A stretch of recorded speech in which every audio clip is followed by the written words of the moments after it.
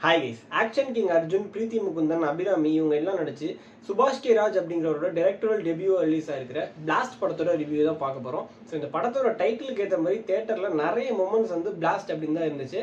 So இந்த படத்தோட one line என்னன்னு பார்த்தோம்னா, இவங்க 3 பேருமே ஒரு மார்ஷியல் ஆர்ட்ஸ் பழகின ஃபேமிலி. இந்த ஃபேமிலி ஒரு கார்பரேட் வில்லனோட வலையில போய் சிக்கிக்கிறாங்க. அதுக்கப்புறம் படத்தில் என்ன நடந்துச்சு அப்படிங்கிறது தான் இந்த படத்தோட மீதி கதை.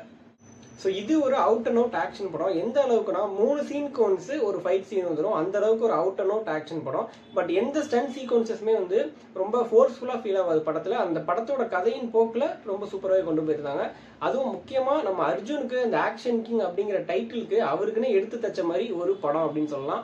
பிரீத்தி முகுந்தன் இன்னொரு பக்கம் அவங்க இயல்பாகவே ஒரு ப்ரொஃபஷனலாக டான்ஸர் அப்படிங்கிறதுனால அந்த ஸ்டன்ட் சீக்வன்சஸ் எல்லாமே சூப்பராக ஃப்ளோ பண்ணியிருந்தாங்க.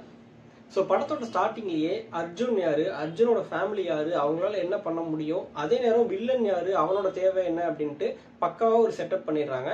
இவங்க இல்லாமல் படத்தில் எக்கச்சக்க கேரக்டர்ஸ் இருக்கு. இப்போ போலீஸாக ஒரு கேரக்டர் வருவார். மெயின் வில்லன் அந்த கார்பரேட் வில்லன் வந்து ஒரு ஆஸ் யூஷுவல் வில்லன் தான். பட் அவனுக்கு கீழே நிறைய சப் வில்லன்ஸ் இருப்பாங்க. அவங்களோட கேரக்டர்ஸ் எல்லாமே ரொம்ப இன்ட்ரெஸ்டிங்காக இருந்துச்சு. ஸோ அந்த கேரக்டர்ஸ், சித்தப்பான ஒரு கேரக்டர் வருவார். இந்த மாதிரி எக்கச்சக்க கேரக்டர்ஸ் இந்த படத்தில் இருக்காங்க. பட் அவங்க எல்லாருமே ரொம்ப ஆர்கானிக்காக ரொம்ப என்ஜாயபுளாக வந்து படத்தில் கொண்டு போயிருப்பாங்க. அந்த எல்லா கேரக்டர்ஸ்க்குமே ஒரு முக்கியத்துவம் இருக்கும். ஸோ இவங்க எல்லாம் சேர்ந்து என்ன பண்ணுறாங்க, இவன் இப்படி ஒன்று பண்ணுறான், அதனால இப்படி ஒன்று நடக்குது, அதனால இப்படி ஒன்று நடக்குது அப்படின்ட்டு அந்த ஃப்ளோவை சூப்பராக கொண்டு போயிருந்தாங்க. ஸோ இவங்களாம் சேர்ந்து எப்படி ஹீரோவோட ஃபேமிலி கிட்ட போகிறாங்க, ரீச் ஆகுறாங்க, அதனால வில்லனுக்கும் ஹீரோக்கும் ஒரு சண்டை எப்படி ஏற்படுது அப்படிங்கிறத ரொம்ப நீட்டாக ரொம்ப என்ஜாயபுளாக ஃபன், அதே நேரத்தில் மாஸ் எலமெண்ட்ஸ்லாம் கலந்து டில் த கிளைமேக்ஸ் சூப்பராக கொடுத்துருந்தாங்க. ஸோ இந்த படத்தை பொறுத்த வரைக்கும் உங்களுக்கு முன்னே நடக்க போகுது அப்படிங்கிறது முன்னாடி தெரிஞ்சிடும்.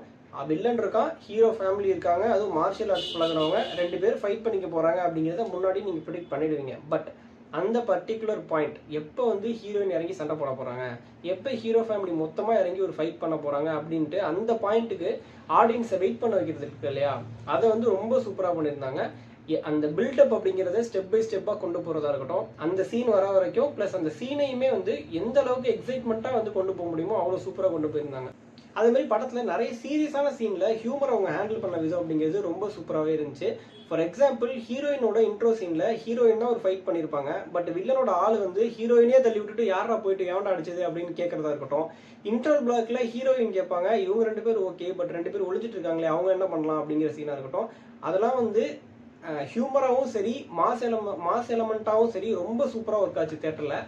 ஸோ இந்த படத்தில் நெகட்டிவே இல்லையா அப்படின்னா கண்டிப்பாக கிடையாது. ஒரு மிகப்பெரிய நெகட்டிவ் ஒன்று இருக்குது. நான் ஆல்ரெடி சொன்ன மாதிரி டில் த கிளைமேக்ஸ் ரொம்ப சூப்பராக கொண்டு போயிருந்தாங்க. பட் அந்த கிளைமேக்ஸுங்கிறத சொதப்பிட்டாங்க அப்படின்னு தான் சொன்னோம். படம் வந்து எவ்வளோ ஸ்டேக் வந்து எங்கேயோ போயிட்டு இருக்கு படத்தோட ஸ்டேக்கு.